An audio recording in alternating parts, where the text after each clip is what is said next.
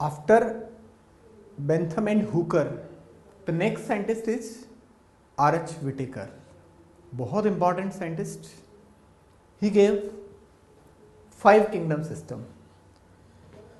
अपनी book NCERT 5 kingdom system को follow करती है. And R H. Whittaker for the first time gave the 5 kingdom system. In Linnaeus we studied 2 kingdom system, and in that we felt a very big problem. और याद करिए अपन ने पढ़ा था prokaryote eukaryote एक साथ आ गए, यूनिसेलुलर मल्टीसेलुलर एक साथ आ गए, ऑटोट्रोफ हेटेरोट्रोफ एक साथ आ गए. तो बहुत बड़ी प्रॉब्लम थी वहाँ पर. 2 kingdom system was when become inadequate. 3 kingdom system came into existence. उनमें भी प्रॉब्लम रही. 4 किंगडम सिस्टम आया, 5 किंगडम सिस्टम आया, और इनकी भी अपनी अपनी प्रॉब्लम्स थी. तो इन हिस्टोरिकल बैकग्राउंड में अपन सीधा अब डायरेक्टली आ रहे हैं 5 किंगडम सिस्टम. मीन्स समय के साथ over time number and nature of kingdom system were changing. 2 के बाद 3 आया, 4 किंगडम, 5 किंगडम, यानी नंबर चेंज हुई. और नेचर कैसे चेंज हुई? इन्हीं में से मेंबर्स को निकाल के नए किंगडम में डाला गया. तो समय के साथ किंगडम सिस्टम की नंबर एंड नेचर चेंज होती रही. हर किंगडम सिस्टम में 2 किंगडम हमेशा बने रहे, प्लांटी एंड एनिमलिया. अगर 2 से 3 किंगडम की बात करें तो इन्हीं में से मेंबर निकाल करके 3rd किंगडम में डाले.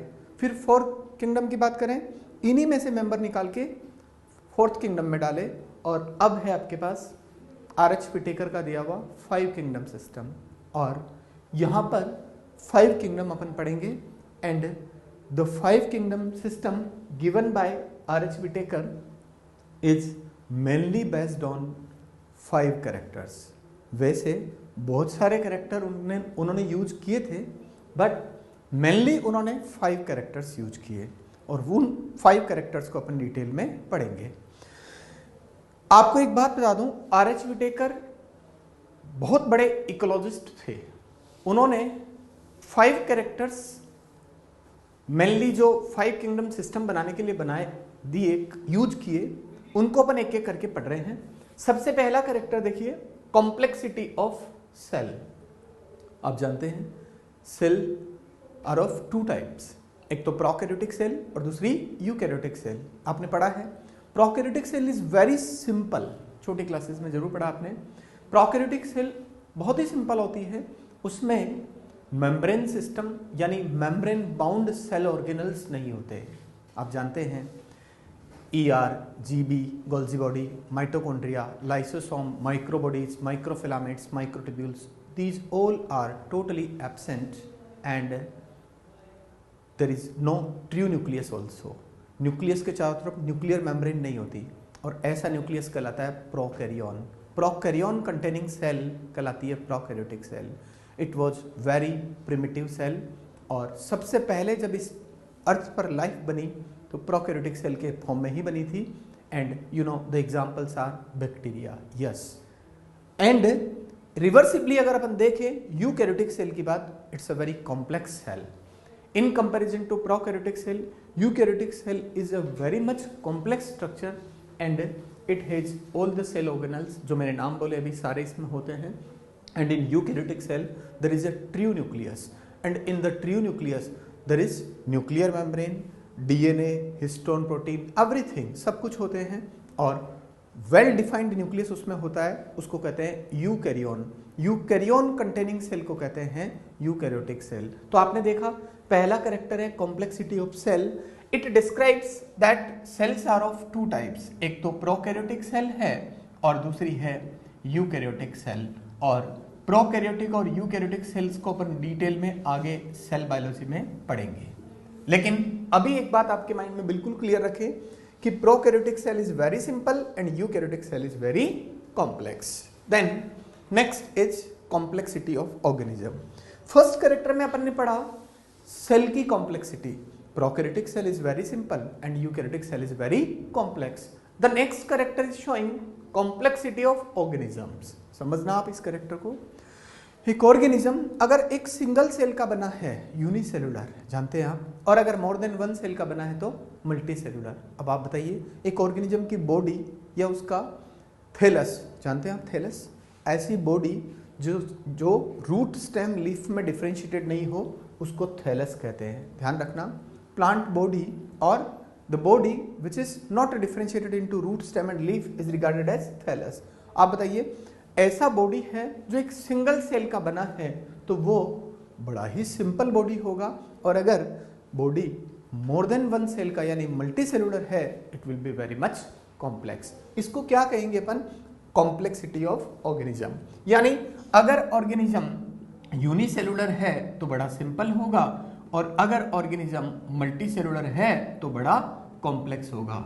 इसको थोड़ा और अच्छे से आप समझना। आप बताइए मल्टी सेलुलर ऑर्गेनिज्म में भी कॉम्प्लेक्सिटी का लेवल डिफरेंट हो सकता है ना, आपने छोटी क्लासेस में जरूर पढ़ा होगा। ऐसे ऑर्गेनिज्म जो एक सिंगल सेल के बने हैं उनकी बॉडी में केवल एक ही सेल है तो उनको अपन ने कहा यूनिसेलुलर, बट मल्टी सेलुलर में तो अलग अलग ग्रेड ऑफ ऑर्गेनाइजेशन होते हैं। जैसे मल्टी सेलुलर बॉडी बन गई बट टिश्यू नहीं बना, नेक्स्ट स्टेप पे जाएं तो टिश्यू बन गया, multicellular body but tissue is formed, then अगले नेक्स्ट स्टेप पे जाएं तो ऑर्गन बन गया, ऑर्गन सिस्टम बन गया। यानी grade of organization is changing हर बार। यानी यूनिसेलुलर तो बहुत ही सिंपल बॉडी होगी और मल्टी सेलुलर की बॉडी कॉम्प्लेक्स होगी, और उस कॉम्प्लेक्सिटी का भी लेवल डिफरेंट होगा। Multicellular not forming tissue, then tissue बना, फिर टिश्यू सिस्टम बना, फिर ऑर्गन बना, फिर ऑर्गन सिस्टम बना। यानी यहां पर ग्रेड ऑफ ऑर्गेनाइजेशन अलग अलग तरह का होता है और वो लगातार कॉम्प्लेक्स होता जाएगा, इंक्रीजिंग कॉम्प्लेक्सिटी ड्यूरिंग एवोल्यूशन। समझ में आ रही होगी आपको ये बात। यूनिसेलुलर बॉडी बड़ी सिंपल होगी, मल्टी सेलुलर बॉडी कॉम्प्लेक्स होगी, और उसमें भी कॉम्प्लेक्सिटी का लेवल लगातार इंक्रीज होता जाएगा, यानी increasing complexity. Then next complexity of organism वाले कैरेक्टर को ही अपन ने कहा बॉडी ऑर्गेनाइजेशन। इसी को दूसरा नाम अपन ने दिया थैलस ऑर्गेनाइजेशन। क्यों दिया? बिकॉज जो बॉडी है वो अगर सिंगल सेल की बनी है तो बड़ी सिंपल है, और बॉडी अगर मोर देन वन सेल की बनी है तो बड़ी कॉम्प्लेक्स है, इसलिए अपन ने इसको कहा बॉडी ऑर्गेनाइजेशन। और याद करिए मैंने बताया कि बॉडी अगर रूट स्टेम लीफ की बनी नहीं है तो फिर उस बॉडी को अपन ने कहा थैलस। दैट्स वाई ध्यान रखना कैरेक्टर नंबर 2 जिसको अपन ने कहा complexity of organism, the same can also be regarded as body organization और thallus organization. The third character it's very simple, reproduction, lifestyle. आप जानते हैं दो तरह का रिप्रोडक्शन होता है, एसेक्सुअल एंड सेक्सुअल। एंड याद रखना prokaryotes exhibit only asexual reproduction, they reproduce only by asexual reproduction, but all eukaryotes reproduce by sexual reproduction as well asexual reproduction। means prokaryote में तो केवल एक ही mode of reproduction है, what is that? asexual। और eukaryote में sexual भी है और एसेक्सुअल भी है। अलग अलग ऑर्गेनिज्म अलग अलग तरीके से रिप्रोडक्शन करते हैं, ये डिटेल में जब अलग अलग ऑर्गेनिज्म अपन पढ़ेंगे तो समझ में आएगा। अभी सिर्फ कैरेक्टर को मैंने समझाया कि RH विटेकर ने ये कैरेक्टर यूज किया था फॉर मेकिंग 5 किंगडम्स। देन बहुत इंपॉर्टेंट कैरेक्टर है फाइलोजेनी। आप सब जानते हैं फाइलोजेनी के बारे में अपन ने पहले भी पढ़ा, हिस्ट्री ऑफ इवोल्यूशन। आप याद करिए फाइलोजेनी अगर इस क्लासिफिकेशन में काम आ रही है इसका मतलब ये तय हो गया this is a phylogenetic classification. And you no in phylogenetic classification सबसे नीचे सबसे पहले जिनको अपन रखते हैं दे आर मोस्ट प्रिमिटिव, उसके आगे किसको रखेंगे जो एडवांस है, उससे आगे और एडवांस, उससे आगे और एडवांस। इसीलिए याद करिए ट्री लाइक अपीयरेंस आता है और इसीलिए अपन ने फाइलोजेनेटिक सिस्टम को कहा था क्लैडिस्टिक क्लासिफिकेशन सिस्टम। याद रखना RH विटेकर का क्लासिफिकेशन सिस्टम जो ये है ये भी फाइलोजेनेटिक सिस्टम है। हर जगह पर पांचों किंगडम में ऑल 5 किंगडम्स बनाने में उन्होंने बिल्कुल यूज किया हिस्ट्री ऑफ इवोल्यूशन वाले कैरेक्टर को, यानी फाइलोजेनी वाले कैरेक्टर को। देन फिफ्थ जो सबसे ज्यादा इंपॉर्टेंट कैरेक्टर है, जो सबसे ज्यादा यूजफुल कैरेक्टर है, ध्यान रखना most important and most useful character, and that is mode of nutrition. आप देखिए न्यूट्रिशन बेसिकली देखा जाए तो 2 टाइप का है, ऑटोट्रॉफ, हेटेरोट्रॉफ। लेकिन 2 मोड ऑफ न्यूट्रिशन अगर मिक्स हो जाएं, 2 मोड ऑफ न्यूट्रिशन अगर मिक्स हो जाएं तो फिर कहते हैं अपन मिक्सोट्रॉफ। मैंने कहा बेसिकली ऑटोट्रॉफ एंड हेटेरोट्रॉफ, और थर्ड क्या लिखा अपन ने, मिक्सोट्रॉफ। तो देखिए ऑटोट्रॉफ, ऑटो यानी सेल्फ, ट्रॉफ यानी न्यूट्रिशन, अपना न्यूट्रिशन जो खुद करते हो, अपना खाना जो खुद बनाते हो। ध्यान देना, समझना, इनऑर्गेनिक कंपाउंड्स होते हैं CO2 एंड H डोनर, इन दोनों की रिएक्शन होती है। H डोनर जानते हैं ना, CO2 की H डोनर से रिएक्शन होती है और बनता है ग्लूकोज। ऐसा जो खुद कर ले उसको कहते हैं ऑटोट्रॉफ। याद रखना, इनऑर्गेनिक को जो ऑर्गेनिक में कन्वर्ट कर ले, such organisms are known as autotroph. And you know CO2 और हाइड्रोजन डोनर, इन दोनों की रिएक्शन अपने आप नहीं होती, they require energy if they are using light energy for this conversion. CO2 and H donor, they are reacting and they are converting into glucose, and for this process they require energy, and if they are using light energy they are known as phototroph, and if they are not using light energy they are using chemical energy, means source of energy is changed. In phototrophs the source of energy is light, and in chemotrophs the source of energy is chemical. Chemical energy से अगर वो अपना खाना बनाते हैं, means CO2 H donor की reaction से glucose बनाते हैं। याद रखना, खाना बनाने का मतलब क्लियर है, इनऑर्गेनिक से ऑर्गेनिक बनाना।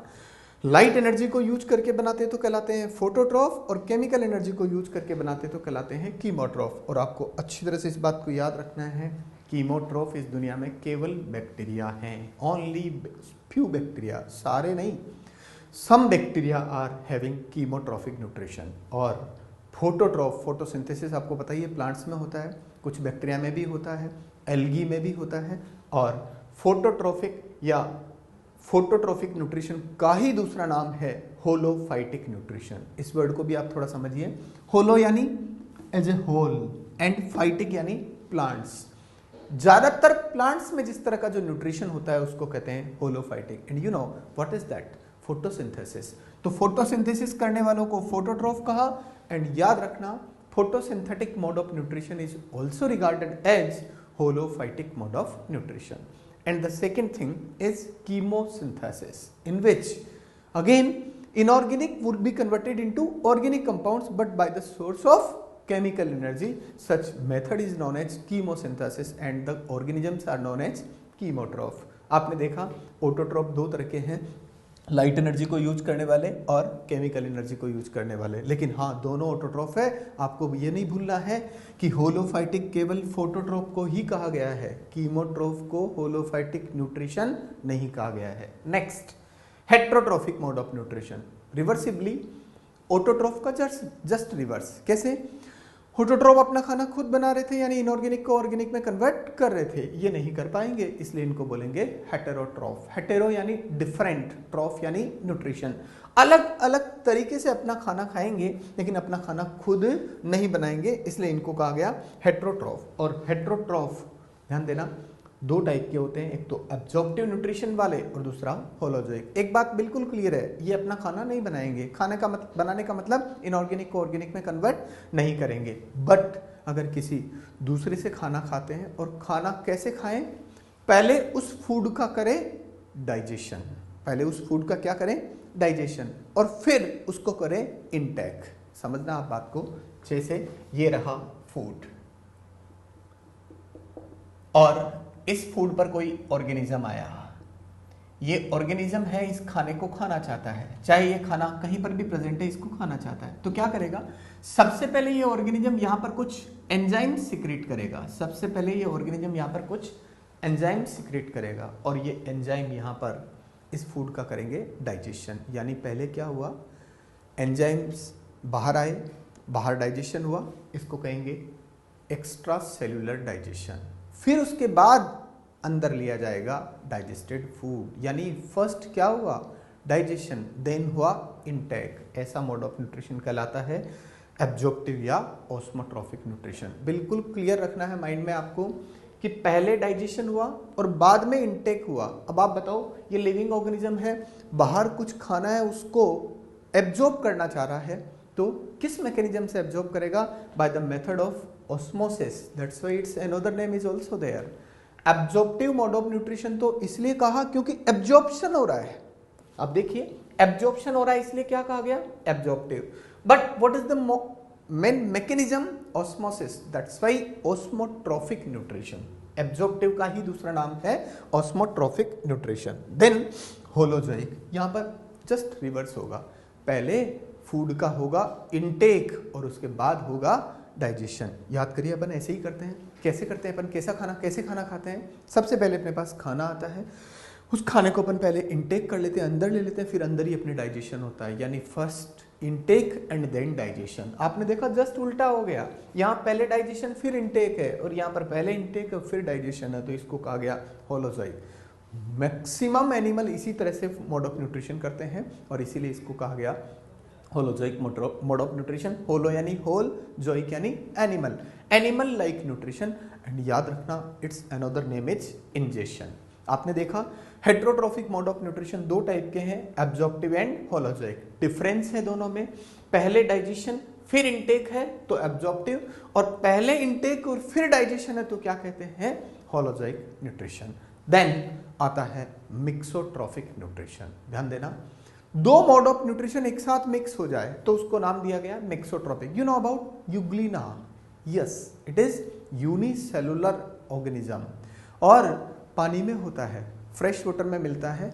और पता है व्हेन लाइट इज देयर, इसके पास क्लोरोप्लास्ट होता है, it has photosynthetic pigments like higher plants and by the help of these pigments it synthesize its own food, means phototrophic nutrition। Light की presence में अपना खाना खुद बना रहा है, फोटोसिंथेसिस कर रहा है, यानी होलोफाइटिक न्यूट्रिशन कर रहा है। When deprived of light, same organism, जब लाइट नहीं है क्या करेगा, जब लाइट नहीं है छोटे छोटे जो माइक्रोब्स हैं उनको एनगल्फ करने लग जाता है, यानी पहले खा गया और फिर अंदर क्या करेगा, डाइजेशन करेगा, यानी क्या हो गया, होलोजोइक न्यूट्रिशन। आपने देखा सेम ऑर्गेनिज्म में दो मोड ऑफ न्यूट्रिशन एक साथ है, लाइट के प्रेजेंस में होलोफाइटिक, व्हेन डिप्राइव्ड ऑफ लाइट, जब लाइट नहीं है तो क्या हो गया, होलोजोइक। दो मोड ऑफ न्यूट्रिशन एक साथ है, इसलिए इसको बोला गया मिक्सोट्रोफिक न्यूट्रिशन। आपने देखा कुल मिलाकर के 3 मोड ऑफ न्यूट्रिशन आपके पास अब आ गए। पहला ऑटोट्रोफ, जो खुद अपना खाना बनाते हैं, लाइट एनर्जी से बनाने वालों को फोटोट्रोफ, केमिकल एनर्जी से बनाने वालों को कीमोट्रोफ। नेक्स्ट हेट्रोट्रोफ, जो अपना खाना खुद नहीं बना पाते लेकिन पहले खाते हैं फिर पचाते हैं तो होलोजोइक, और पहले डाइजेशन करते हैं फिर इनटेक करते हैं तो हो गया absorptive.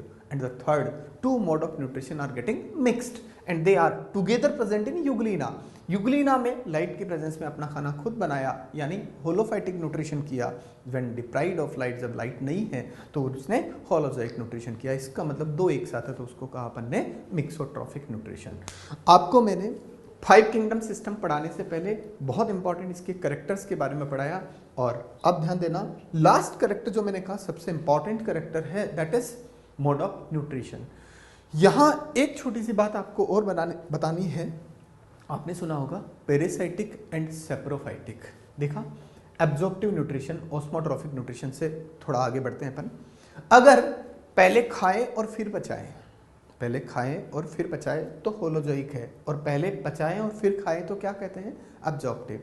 लेकिन अगर ऐसा किसी लिविंग से किया जाए तो वो कहलाएगा पेरिसाइटिक न्यूट्रिशन, और अगर ऐसा किसी डेड ऑर्गेनिक मैटर से किया जाए तो वो कहलाएगा सेप्रोफाइटिक। आप वापस समझिए इस बात को, जैसे ये फूड है और डेड ऑर्गेनिक मैटर है, ये किसी के मर जाने के बाद बना डेड ऑर्गेनिक मैटर है और इसको लिया जा रहा, तो ये मोड ऑफ न्यूट्रिशन हो गया सेप्रोट्रोफिक यानी सेप्रोफाइटिक। डेड ऑर्गेनिक मैटर से खाने वाला सेप्रोफाइटिक या सेप्रोट्रोफिक। और अगर किसी लिविंग से खाना खाया जाए, जैसे बैक्टीरिया होते हैं बहुत सारे जो पैरासाइट होते हैं, अपने बॉडी के अंदर भी होते हैं, प्लांट्स में भी होते हैं, तो लिविंग से फूड खाना क्या हो जाएगा, पैरासाइटिक, और डेड से खाना क्या हो जाएगा, सेप्रोफाइटिक। मतलब यहाँ भी दोनों टाइप, यहाँ भी दोनों टाइप। आपको क्लियर रखनी है बात। हेट्रोट्रोफिक मोड ऑफ न्यूट्रिशन में अपन ने पहले डाइजेशन किया, फिर अगर इनटेक किया तो एब्जॉर्प्टिव कहा, लिविंग से लें तो पैरासाइटिक और डेड से ले तो सेप्रोफाइटिक। और उल्टा अगर पहले इनटेक किया और फिर डाइजेशन किया तो उसको अपन ने कहा होलोजोइक।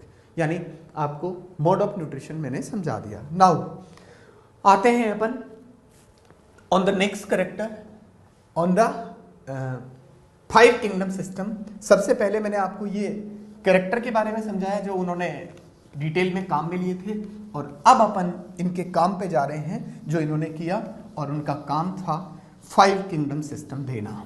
अब 5 किंगडम सिस्टम में आप देखिए 5 किंगडम आपके सामने मैंने बैलून की फॉर्म में लिखे हैं। ये सबसे पहला balloon Monera, second protista, third fungi, animalia, Plantae. यानी 5 किंगडम सिस्टम में आपके पास जो पहला नाम है वो है मोनेरा का, और मोनेरा का एक नाम और होता है mycota, and the second kingdom is Protista. Protista का एक नाम और होता है Protoctista.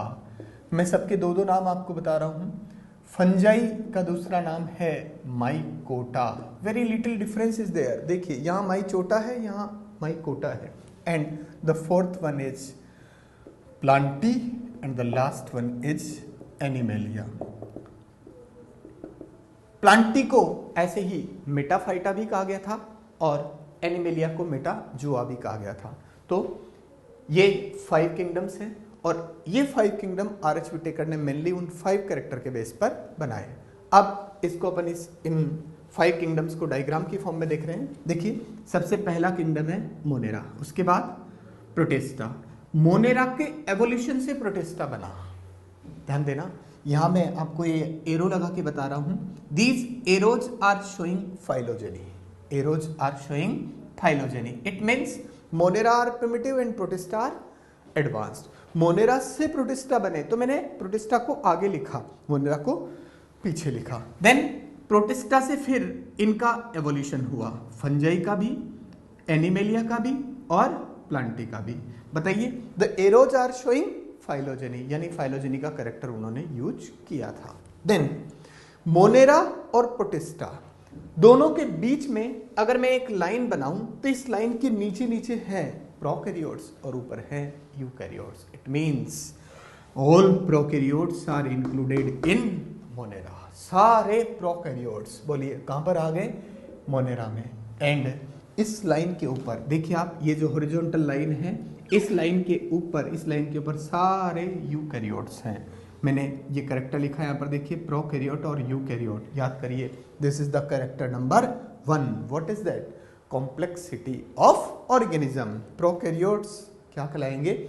Monera. Means all prokaryotes are included in the kingdom Monera, and you know they have prokaryotic cell, and that prokaryotic cell is very simple cell. आपने ये भी पढ़ा होगा, प्रोकैरियोटिक सेल में जो सेल वॉल अगर है तो होती है, कई मेंबर है जिनमें नहीं भी होती। अगर उनमें सेल वॉल है तो वो भी सेल्यूलोज की बनी नहीं होती। You know, in plants cell wall is made of cellulose, but in prokaryotes the cell wall is not made of cellulose, it is made of polysaccharides and amino acids. इसको अपन detail में आगे पढ़ेंगे।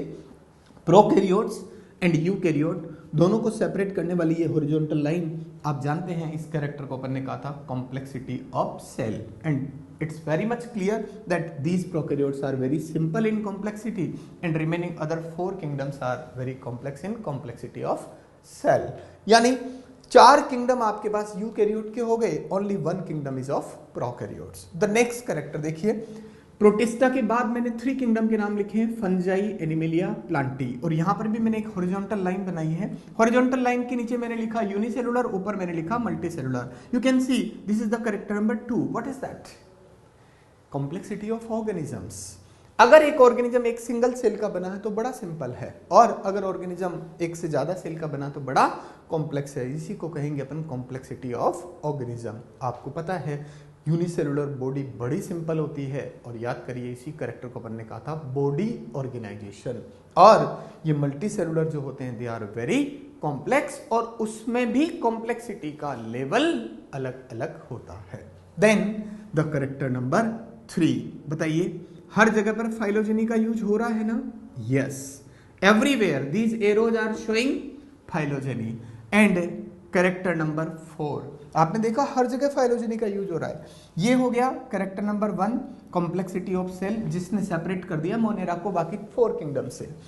ये हो गया कैरेक्टर नंबर 2, जिसने separate कर दिया प्रोटिस्टा को बाकी 3 किंगडम से। यानी ये कौन है? प्रोटिस्टा। इस लाइन और इस लाइन के बीच में, and you can see between these two lines, these are unicellular eukaryotes, means protista are unicellular eukaryotes. Protista कौन है? सारे एक सिंगल सेल के यूकैरियोट्स किस में आ जाएंगे? प्रोटिस्टा में। एंड मल्टी सेलुलर में आपके पास 3 ऑर्गेनिजम्स हैं, फंजाई, एनिमेलिया एंड प्लांटी। और बताइए एक और कैरेक्टर इन्होंने काम में लिया था, रिप्रोडक्शन। आप जानते हैं, बताया मैंने 2 तरह का reproduction, asexual and sexual. You know Monera exhibits only asexual reproduction. याद रखना, मोनेरा को जब मैं डिटेल में आपको पढ़ाऊंगा तो उसमें बैक्टीरिया पढ़ेंगे, और बैक्टीरिया में अपन पढ़ेंगे some bacteria exhibit a sort of sexual reproduction. Don't forget, it doesn't mean that they have sexual reproduction. उसके जैसा उनमें होता है, सेक्सुअल रिप्रोडक्शन उनमें नहीं होता। हाँ, सेक्सुअल रिप्रोडक्शन के जैसा उनमें होता है, जिसमें क्या होगा अपन पढ़ेंगे, एक सेल में से जीन निकल के दूसरे में जाएगा। सेक्सुअल रिप्रोडक्शन में भी कुछ ऐसा ही होता है, इसलिए उसको लिखा है a sort of sexual reproduction. We will study this process in the form of conjugation. Detail में अपन आगे पढ़ेंगे। मैं आपको सिर्फ यहाँ पर एक बात माइंड में डाल रहा हूँ कि जो मोनेरा के मेंबर बैक्टीरिया हैं, उन बैक्टीरिया में कॉन्जुगेशन होता है।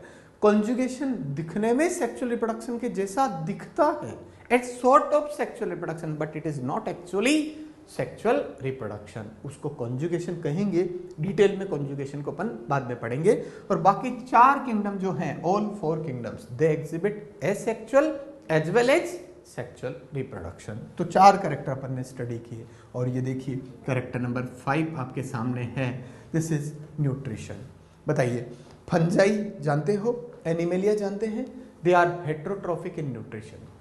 Fungi are heterotroph, Animalia are also heterotroph, but Plantae can synthesize their own food. अपना खाना खुद बना सकते हैं। कौन? Plantae अपना खाना खुद बनाते हैं लाइट एनर्जी को यूज करके, और लाइट एनर्जी को यूज करके खाना बनाने वाले को कहते हैं फोटोट्रॉफ। क्या कहते हैं? फोटोट्रॉफ। सिमिलरली एनिमेलिया अपना खाना खुद नहीं बनाते, बट क्या करते हैं, पहले फूड का इनटेक करते हैं और फिर डाइजेशन करते हैं, तो उनको कहा गया होलोजोइक। और फंजाई रिवर्स, उल्टा, पहले डाइजेशन करेंगे फिर फूड का इनटेक करेंगे, तो उसको कहा गया एब्जॉर्प्टिव न्यूट्रिशन। आपने देखा fungi and animalia are heterotrophic in nutrition, both fungi and animalia are heterotrophic in nutrition, but still they have the difference.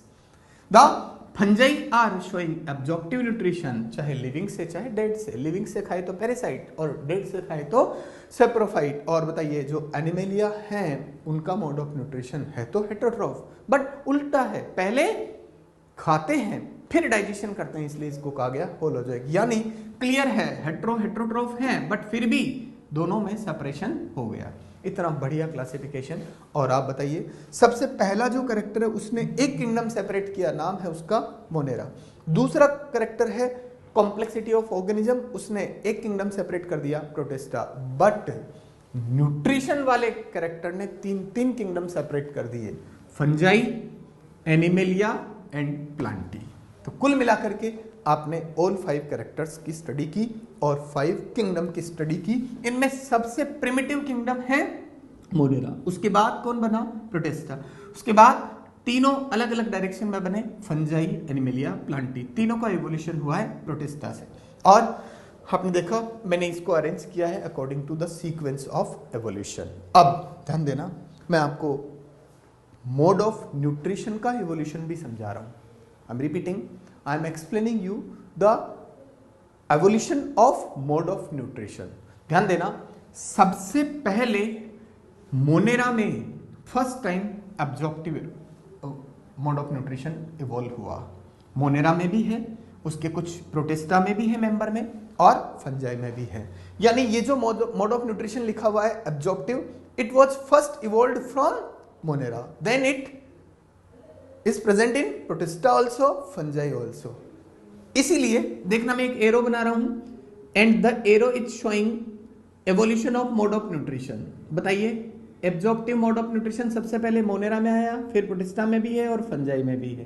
Clear? Then holozoic nutrition, और दूसरा ये है फोटोट्रॉफिक न्यूट्रिशन। फोटोसिंथेसिस भी पहली बार मोनेरा में आया, बट होलोजोइक न्यूट्रिशन एक भी मोनेरा के मेंबर में नहीं है। मैंने कहा फोटोट्रॉफिक न्यूट्रिशन भी पहली बार कहां पर आया, मोनेरा में। कुछ प्रोटिस्टा के मेंबर में भी फोटोट्रॉफिक न्यूट्रिशन है, प्लांटी में तो है ही, यानी बताइए फोटोट्रॉफिक न्यूट्रिशन सबसे पहले कहां इवॉल्व हुआ, मोनेरा में। It occurs in Protista also and occurs in Plantae also. And important thing which is to be kept in mind, that is holozoic nutrition. एक भी प्रोकैरियोट, एक भी मोनेरा का मेंबर होलोजोइक न्यूट्रिशन नहीं करता। याद रखना, सबसे पहली बार होलोजोइक न्यूट्रिशन इवॉल्व हो पाया फ्रॉम द मेंबर्स प्रोटिस्टा। यानी बताइए मोड ऑफ न्यूट्रिशन होलोजोइक में वेरी फर्स्ट ऑर्गेनिजम्स कौन थे, प्रोटिस्टा, और एनिमिलिया में तो है ही। अब ये 3 एरो जो आपको लंबे एरो जो दिख रहे हैं, लॉन्ग एरोज जो दिखाई दे रहे हैं, these arrows are showing mode of showing evolution of mode of nutrition. तो बताओ सबसे पहली बार एब्जॉर्प्टिव न्यूट्रिशन कहां पर आया, मोनेरा में। फोटोट्रॉपिक भी कहां पर आया, मोनेरा में। और होलोजोइक पहली बार कहां पर आया, प्रोटिस्टा में। और आगे जहां है वहां एरो दिख ही रहा है आपको। अब एक छोटी सी बात यहां पर मैंने और बताई थी, याद करिए, chemosynthetic mode of nutrition occurs only in Monera. केवल यहीं पर होता है कीमोसिंथेसिस, और कहीं पर भी कीमोसिंथेसिस नहीं होता। और याद करिए chemosynthesis is also a mode of autotrophic nutrition. आपने पढ़ा है chemosynthesis is a type of autotrophic nutrition, और ये केवल मोनेरा में ही है और कहीं पर भी नहीं है। अब आगे बढ़ने से पहले एक बहुत इंपॉर्टेंट क्वेश्चन यहां पर अपन कर लेते हैं। Maximum mode of nutrition occur in which kingdom, maximum mode of nutrition occur in which kingdom, बताइए। एरो काउंट कर लें, अपने आप आ जाएगा आंसर। 1 2 और ये 3, यहां पर भी देखिए 1 2 और ये 3, यानी यहां पर 3 एरो हैं, यहां पर भी 3 एरो, तो बराबर हो गया। बट एक और बाकी है, याद करिए, प्रोटिस्टा का ही मेंबर है Euglena. Not only Euglena like many members are there.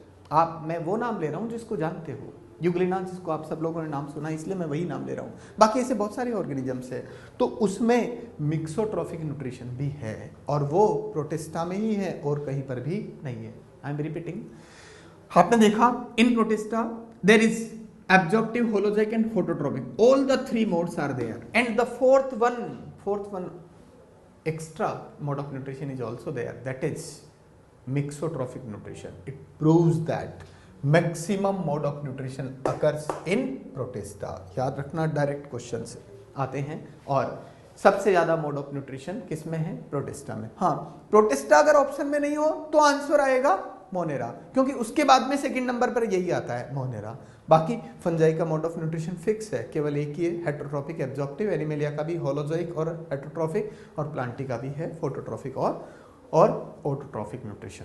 यानी याद रखना आपको अच्छी तरह से। अच्छा, one more thing, you know there second names are also there. Absorptive का दूसरा एक और नाम है osmotrophic nutrition, because mechanism is osmosis, आपको पता है।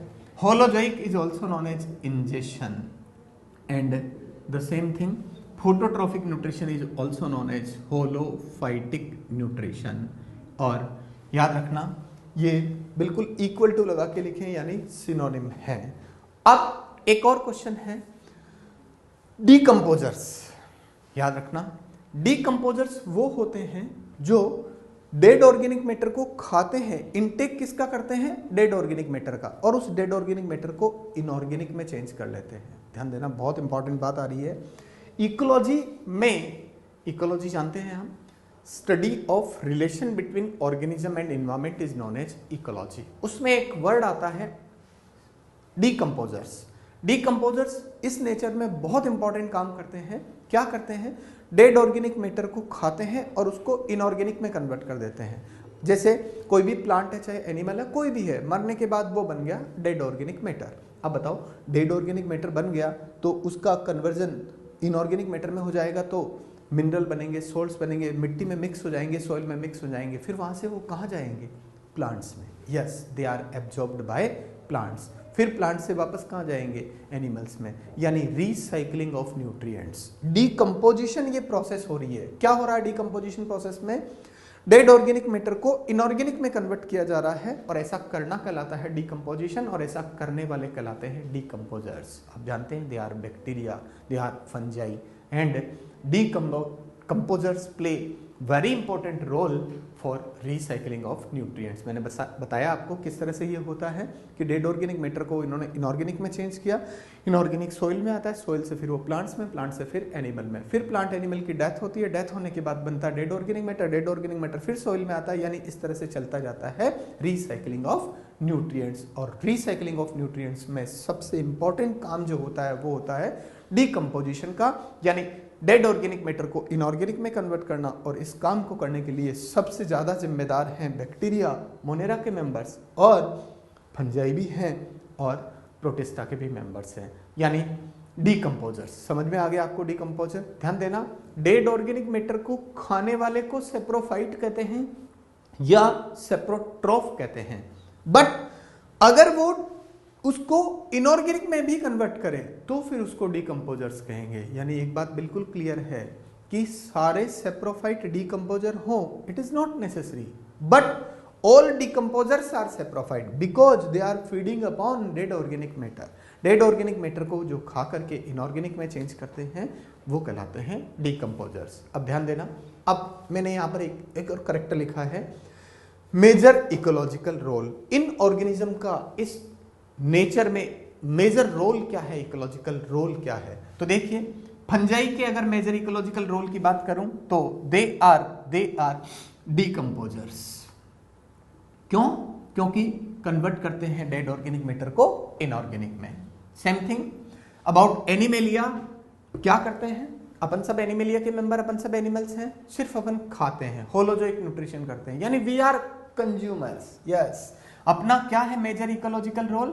अपन कंज्यूम करने वाले हैं, we are consumers, Animalia are consumers, and Plantae के मेंबर्स का काम होता है खाना बनाना, और खाना बनाने वाले को कहते हैं प्रोड्यूसर्स। तो आपने देखा इनका मेजर इकोलॉजिकल रोल मैंने समझाया।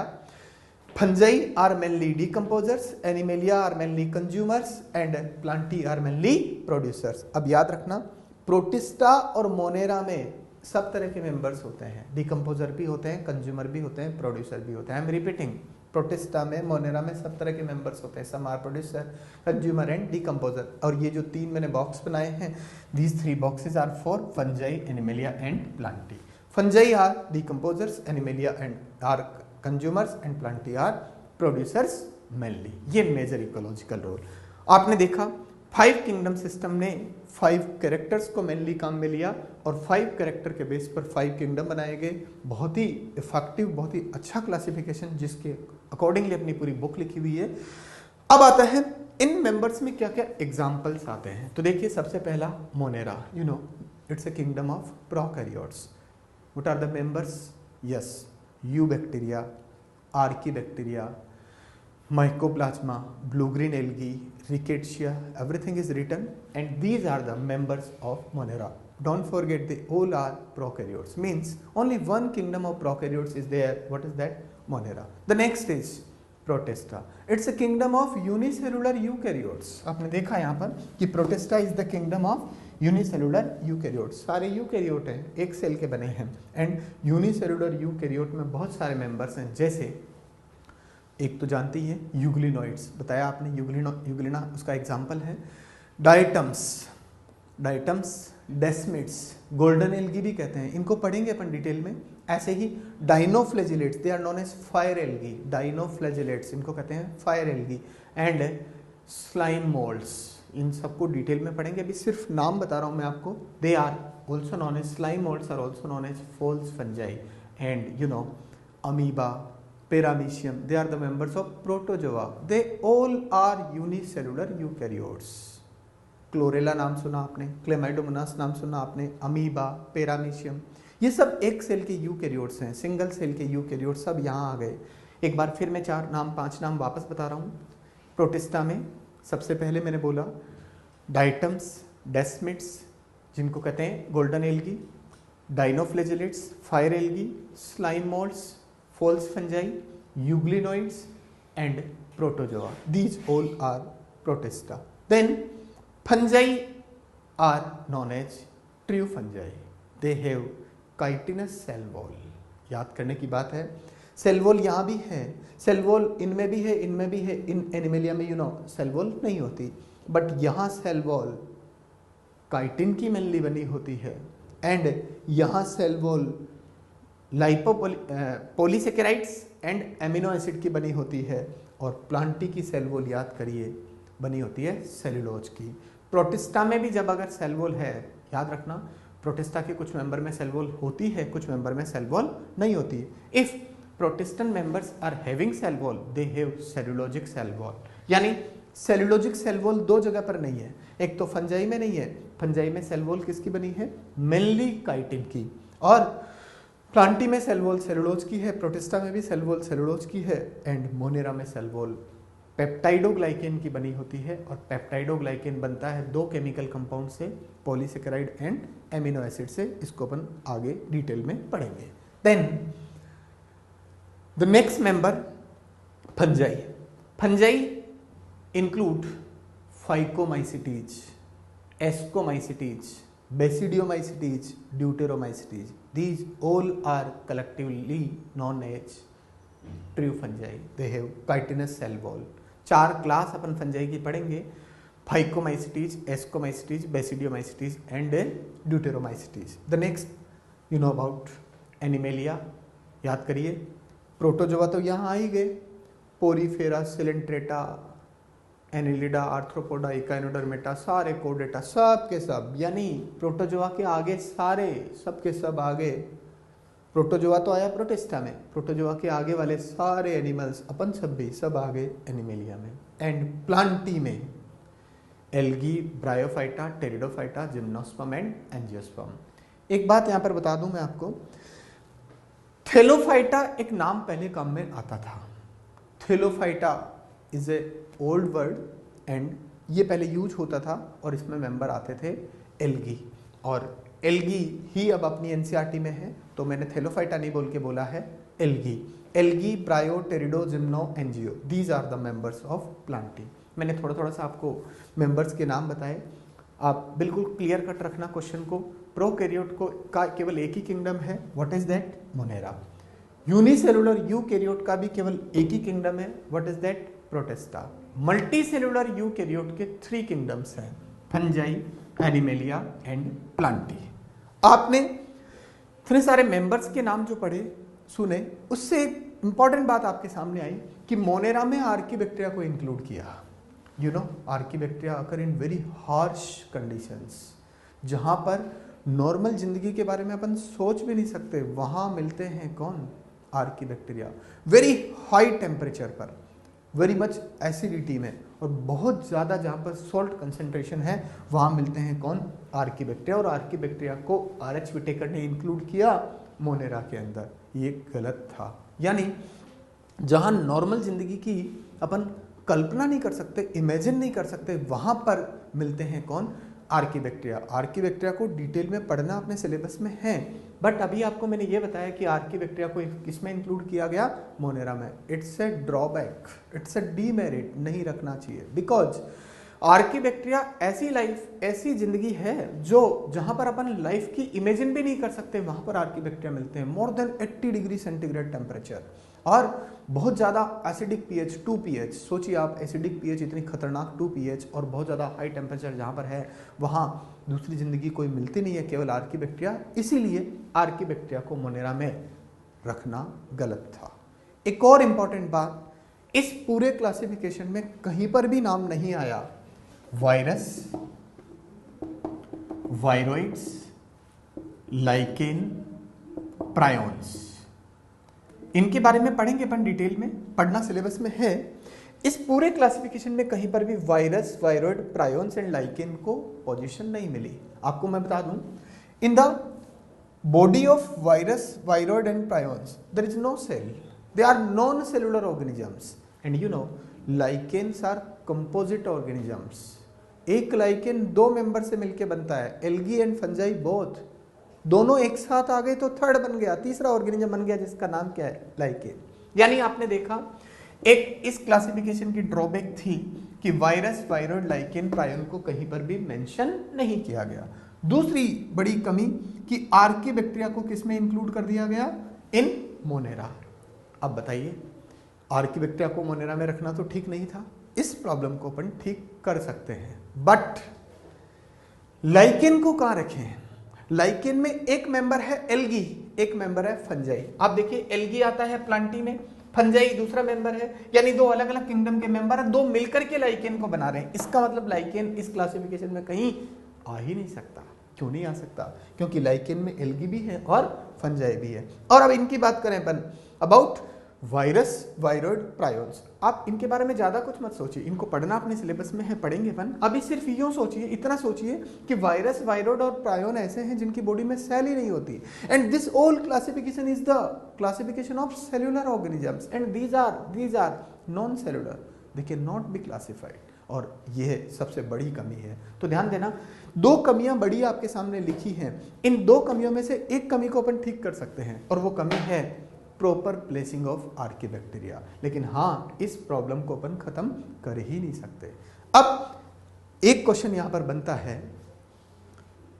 Amoeba, paramecium, they don't have cell wall. NCERT का इंपॉर्टेंट पॉइंट है, आपको मैं समझा रहा हूं। Amoeba, paramecium, they don't have cell wall. They were initially placed in Animalia because they don't have cell wall. That's why, according to two kingdom system, they were included in Animalia. Same thing, Chlorella and Chlamydomonas. They are having cell wall. They have cell wall. That's why they were placed in Plantae. But nowadays, these all four organisms are in Protista because they are unicellular eukaryotes. I am repeating. Amoeba, paramecium में cell wall नहीं होती है तो उनको पहले रखा गया था एनिमेलिया में, और क्लोरेला, क्लेमाइडोमोनास में सेल वॉल होती है तो उनको रखा गया था प्लांटी में। बट अब 5 किंगडम क्लासिफिकेशन के बाद इन चारों मेंबर्स को रखा जाएगा in Protista because they are unicellular eukaryotes. आपको मैंने बहुत इंपॉर्टेंट एक टॉपिक समझाया, 5 किंगडम सिस्टम, और इस 5 किंगडम सिस्टम की दो कमियां आपके सामने जो लिखी है, इन दो कमियों में से एक कमी को जो ठीक कर सकते हैं, उस ठीक करने का काम करने वाले साइंटिस्ट पे अपन अब आगे जाते हैं, और उनका नाम है कार्ल वुज। आर.एच. विटेकर के बाद हिस्ट्री ऑफ टेक्सोनॉमी में जो साइंटिस्ट आते हैं उनका नाम है कार्ल वुज। बहुत इंपॉर्टेंट काम कार्ल वुज का, जो एक बहुत बड़ी कमी 5 किंगडम सिस्टम की ठीक कर दी उन्होंने। साइंटिस्ट कार्ल वुज ने 6 किंगडम बनाए। He made 3 domains. ध्यान देना, किंगडम से भी बड़ा ग्रुप बनाया, किंगडम से भी बड़ा ग्रुप उन्होंने बनाया, 3 डोमेन्स। डोमेन एक ग्रुप है, एक्स्ट्रा टेक्सोनॉमिक कैटेगरी है, और किंगडम से भी बड़ा है, और ऑब्लिगेट कैटेगरी नहीं है। ये कैसी कैटेगरी है? एक्स्ट्रा कैटेगरी है, और क्योंकि किंगडम से भी बड़ी है इसलिए इसको कहेंगे सुपर किंगडम कैटेगरी। ध्यान देना, कार्ल वुज ने 3 डोमेन्स बनाए। मैंने कहा a domain is an extra category and it is larger than kingdom, that's why it is super kingdom category. और 3 डोमेन्स उन्होंने बनाए on the basis of sequence of rRNA. आप डिटेल में पढ़ोगे राइबोसोमल आरएनए को। राइबोसोमल आरएनए का particular sequence उन्होंने decide किया, और इस राइबोसोमल आरएनए का सीक्वेंस के बेस पर उन्होंने 3 डोमेन बनाए।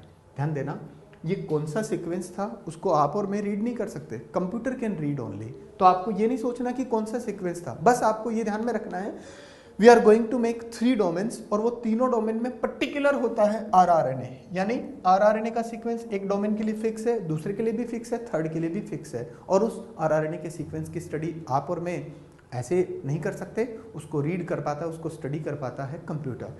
तो आरआरएनए के सीक्वेंस के बेस पर कार्ल वुज ने 3 डोमेन बनाए, और डोमेन्स के अंदर किंगडम को इंक्लूड किया। यानी किंगडम से भी बड़ी कैटेगरी आ गई आपके पास, सुपर किंगडम कैटेगरी, जिसका नाम है डोमेन।